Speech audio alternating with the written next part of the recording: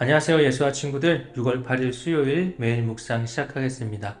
오늘 말씀은 사무엘상 19장 1절부터 24절 말씀까지입니다. 제 19장.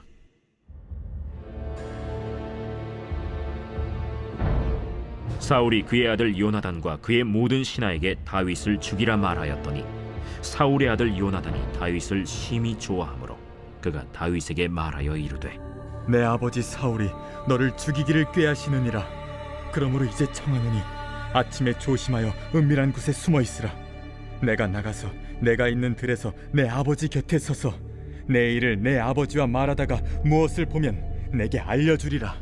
요나단이 그의 아버지 사울에게 다윗을 칭찬하여 이르되 원하건대 왕은 신하 다윗에게 범죄하지 마옵소서. 그는 왕께 득죄하지 아니하였고 그가 왕께 행한 일은 심히 선함이니이다. 그가 자기 생명을 아끼지 아니하고 블레셋 사람을 죽였고 여호와께서는 온 이스라엘을 위하여 큰 구원을 이루셨으므로 왕이 이를 보고 기뻐하셨거늘 어찌 까닭없이 다윗을 죽여 무지한 피를 흘려 범죄하려 하시나이까. 사울이 요나단의 말을 듣고 맹세하되 여호와께서 살아계심을 두고 맹세하거니와 그가 죽임을 당하지 아니하리라. 요나단이 다윗을 불러 그 모든 일을 그에게 알리고 요나단이 그를 사울에게로 인도하니 그가 사울 앞에 전과 같이 있었더라.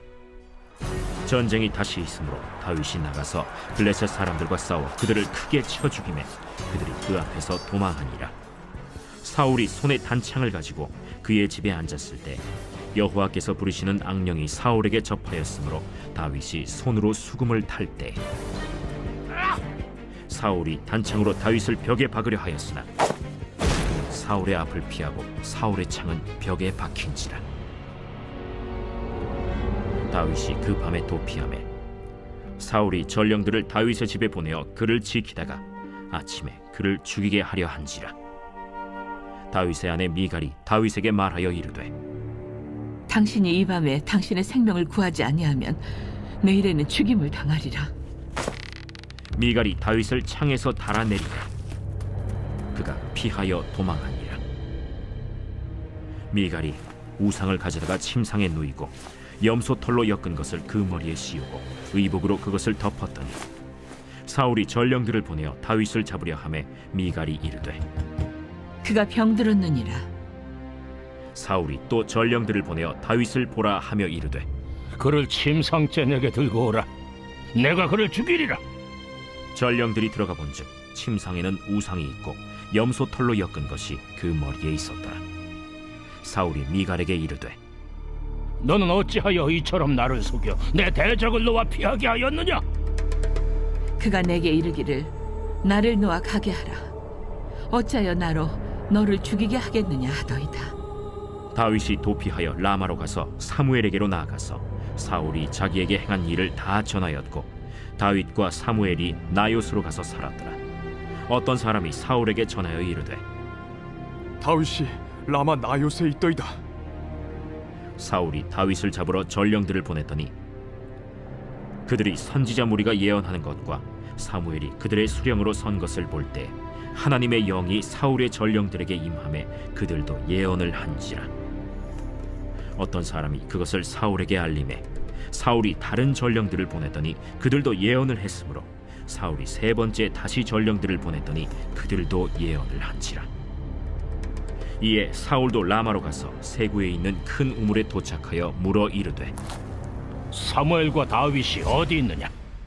어떤 사람이 이르되 라마 나요스에 있나이다. 사울이 라마 나요스로 가니라. 하나님의 영이 그에게도 임하시니 그가 라마 나요스에 이르기까지 걸어가며 예언을 하였으며 그가 또 그의 옷을 벗고 사무엘 앞에서 예언을 하며 하루 밤낮을 벗은 몸으로 누웠더라. 그러므로 속담에 이르기를 사울도 선지자 중에 있느냐 하니라.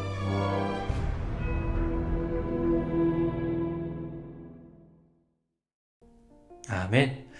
네, 지난 시간에는 다윗을 죽이려는 사울의 모습을 보았는데요. 네, 어떻게 죽이려고 했었죠? 자신의 딸과 결혼시켜주는 척하면서 죽이려고 했어요. 하지만 다윗은 그 어려운 미션을 성공하고 사울의 딸 미갈과 결혼을 하게 되는데요.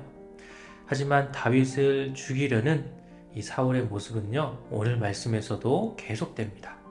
자, 오늘 말씀은 특별히 좀 많이 긴데요.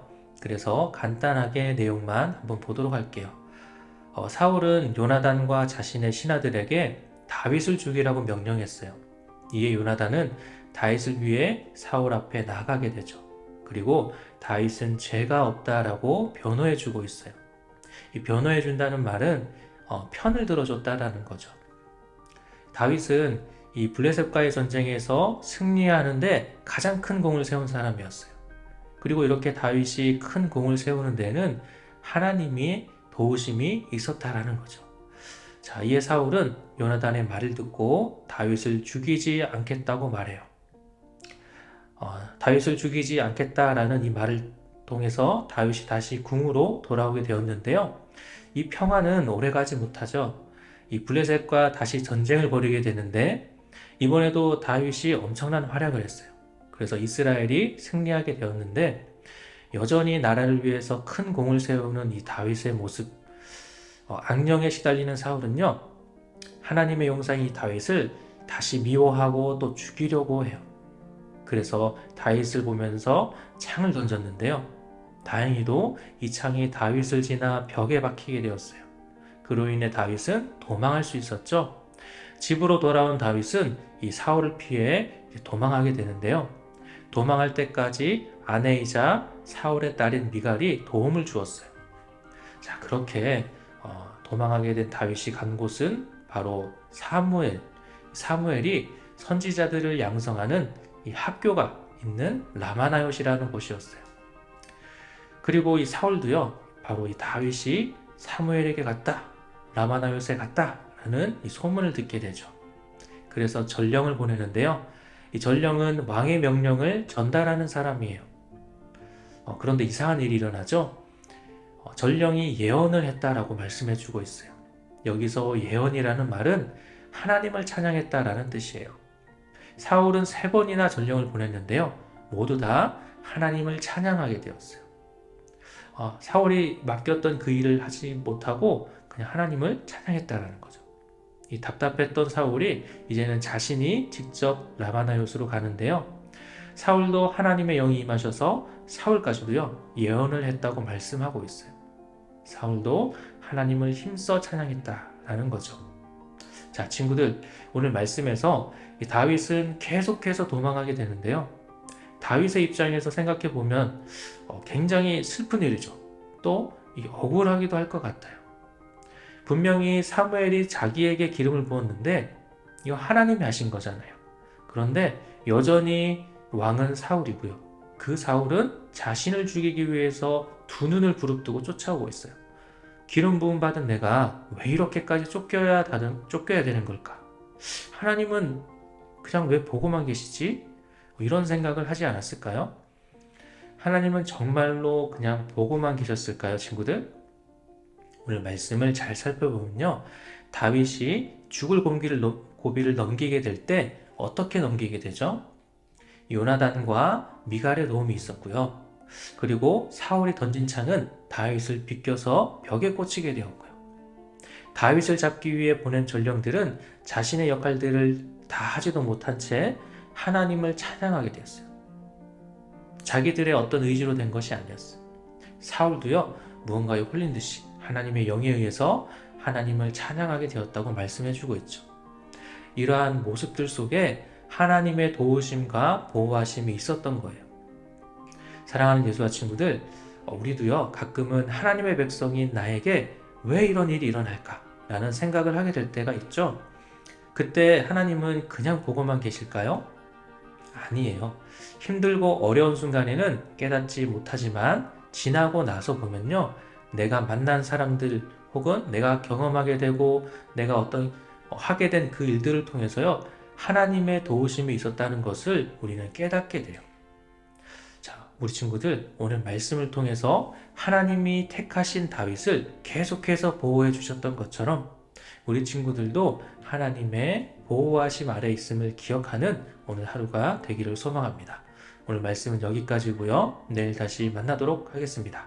안녕.